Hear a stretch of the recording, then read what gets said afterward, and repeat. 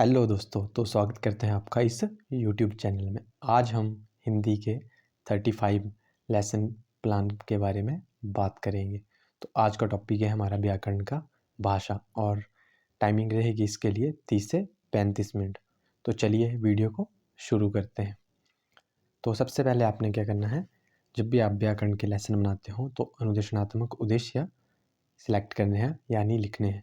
तो जैसे इन्होंने लिखा है कि नंबर 1 कि भाषा का अर्थ स्पष्ट करने में, सेकंड है भाषा के प्रकार को सूचीबद्ध करने में, तीसरा है मौखिक भाषा की व्याख्या करने में, चौथा है मौखिक और लिखित भाषा में अंतर स्पष्ट करने में, और पांचवा है लिखित भाषा का विश्लेषण करने में।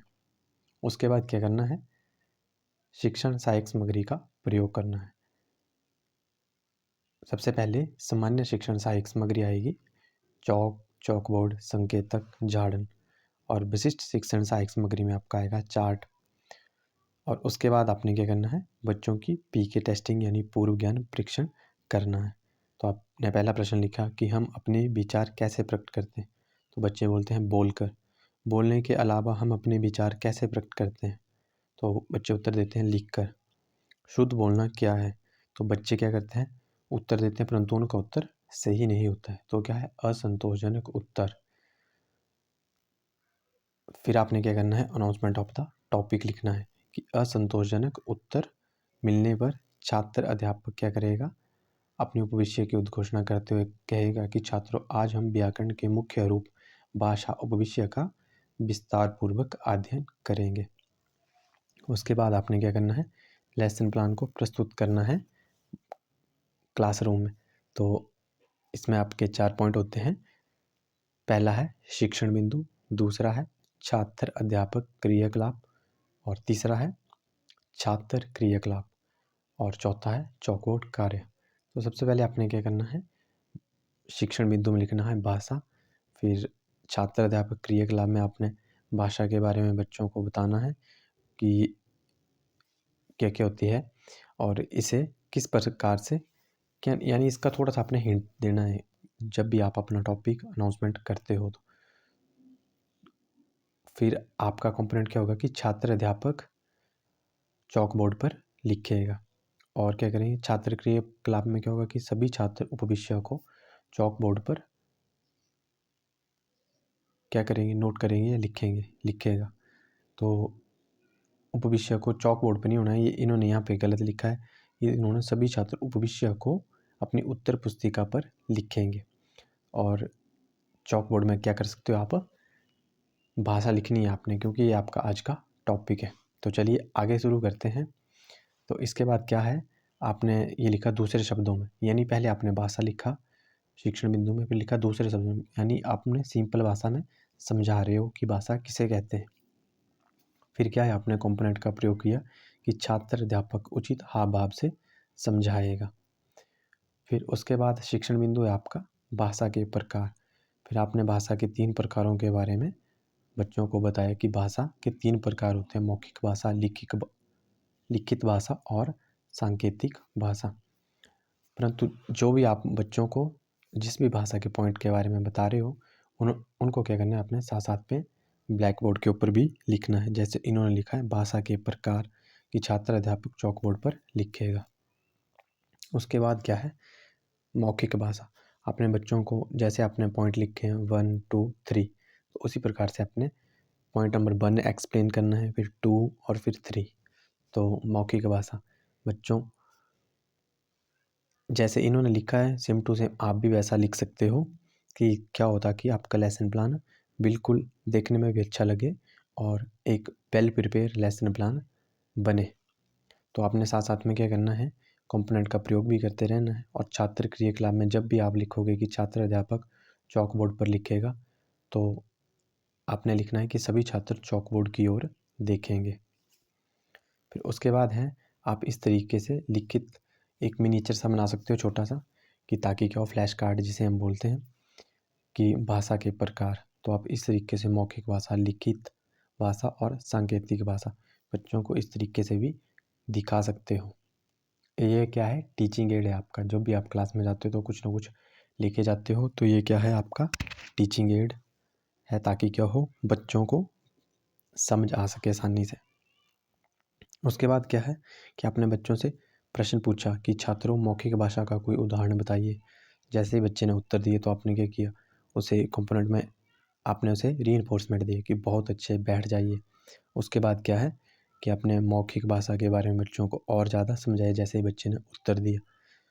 तो इस प्रकार से आप लेसन प्लान बना सकते हो। अगर आप वीडियो देख के लेसन प्लान बना रहे हो तो आप वीडियो रोक के स्क्रीनशॉट भी ले सकते हो, नहीं तो आप साथ साथ में ही लिख सकते हो, जैसा मैं आपके साथ लेसन प्लान के बारे में डिस्कस कर रहा हूँ। इसके बाद आपने क्या करना है, जैसे इन्होंने लिखा है मौखिक भाषा की विशेषताएं, तो आप क्या कर सकते हो, मौखिक भाषा की विशेषताओं को भी बच्चों को बता सकते हो। उसके बाद क्या है, नेक्स्ट आपका शिक्षण बिंदु मौखिक भाषा की विशेषताएं। तो जैसा कि आपको दिख रहा है तो आप वैसा ही लिख सकते हो, इससे आपकी टाइम और एनर्जी दोनों ही बचेगी। फिर इसके बाद क्या है, लिखित भाषा। जैसे आपने शुरू में भाषा के प्रकार बच्चों को बताए थे, तो उसी प्रकार से आपने चलना है कि मौखिक भाषा और लिखित भाषा। फिर इन्होंने क्या किया है, लिखित भाषा के बारे में बच्चों को समझाया है। तो जैसा कि वीडियो में आपको दिखाई दे रहा है, आप वीडियो रोक के ऐसा ही लिख सकते हो। इसके बाद क्या है कि लिखित भाषा के बारे में इन्होंने बच्चों को बहुत अच्छे ढंग से एक्सप्लेन कर दिया। उसके बाद क्या किया कि बच्चों से लिखित भाषा का कोई उदाहरण पूछ लिया। जैसे रोहित आप बताइए, तो वह उत्तर देते हुए क्या कहता है, पत्र या लेख, लिखित भाषा के। तो टीचर क्या करता है उसे, यानी आप जो भी लेसन प्लान बना रहे हो तो आपने क्या करना है, बच्चों को क्या करना है, मोटिवेट करना है या रीइंफोर्समेंट देनी है, शाबाश बैठ जाइए। फिर क्या करें, छात्र अध्यापक चॉक बोर्ड पर छात्र द्वारा दिए गए उत्तर को लिखेगा। आप ये कंपोनेंट लिख सकते हो। उसके बाद क्या है कि फिर से आपने बच्चों को लिखित भाषा के बारे में थोड़ा और समझाया। उसने एक आधे दो उदाहरण बताए, आपने उसको बहुत ज़्यादा उदाहरण बताए, समाचार पत्र, लेख, कहानियाँ, जीवनी या आदि क्या होते हैं, ये लिखित भाषा के उदाहरण होते हैं। इस तरीके से क्या कर सकते हो, आप बच्चों को समझा सकते हो, ताकि आपके 3 पॉइंट है, आपने 35 मिनट बच्चों को पढ़ाना है, तो आपने इस तरीके से पढ़ाना है कि आपके तीनों पॉइंट भी अच्छे से कवर हो जाएं और बच्चों को भी समझ आ जाए। फिर उसके बाद है सांकेतिक भाषा। सांकेतिक भाषा, जैसे ही आपने शिक्षण बिंदु लिखना है सांकेतिक भाषा, उसमें आपने ब्लैक बोर्ड के ऊपर भी लिखना है सांकेतिक भाषा कि आप किस पॉइंट को बच्चों को पढ़ा रहे हो, या तो आप पॉइंटर करके भी बच्चों को समझा सकते हो कि हम इस टाइम किस भाषा के बारे में पढ़ रहे हैं। फिर आपने क्या करना है, साथ साथ में थोड़ी देर बच्चों को पढ़ाना है, फिर क्लास को भी देखना है।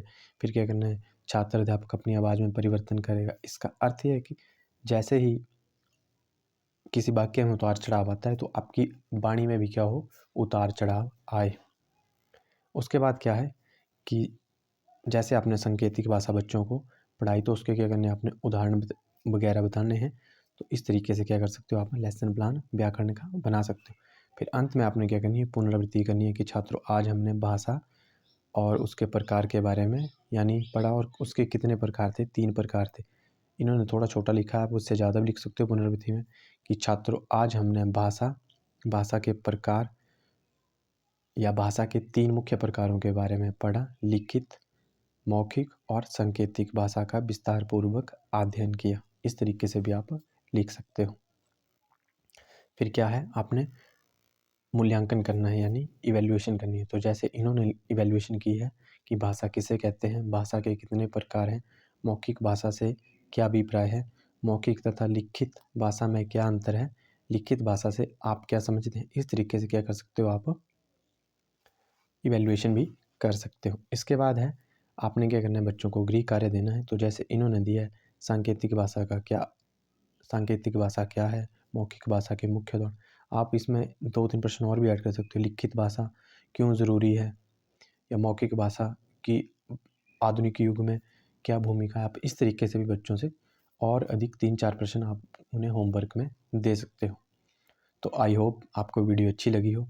अगर वीडियो अच्छी लगी हो तो प्लीज़ चैनल को अवश्य सब्सक्राइब करें। धन्यवाद दोस्तों।